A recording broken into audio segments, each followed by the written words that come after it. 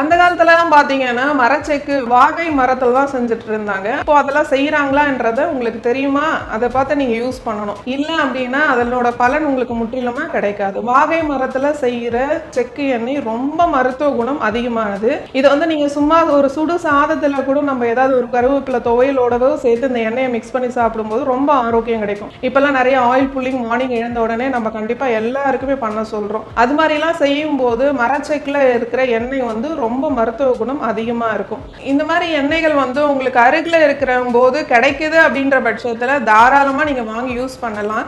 இப்போ நான் சொல்றது வந்து யாருக்காண்டினா, எனக்கு அந்த மாதிரி எண்ணெய்கள் கிடைக்கல, எனக்கு பியூரா இருக்கான்றது கண்டுபிடிக்க தெரியலன்றவங்களுக்கு மட்டும் சிவ மருத்துவமனையை நீங்க காண்டாக்ட் பண்ணீங்கன்னா சுத்தமான தேங்காய் எண்ணெயும் நல்லெண்ணெயும் கடலை எண்ணெயும் சிவ மருத்துவமனையில கிடைக்கும். நீங்க கீழ்கண்ட நம்பர்ல தொடர்பு கொண்டீங்கன்னா உங்களுக்கு கொரியர் மூலமாவும் அனுப்பி வைப்பாங்க. சிவ மருத்துவமனை, ஆரோக்கியமே வரம்.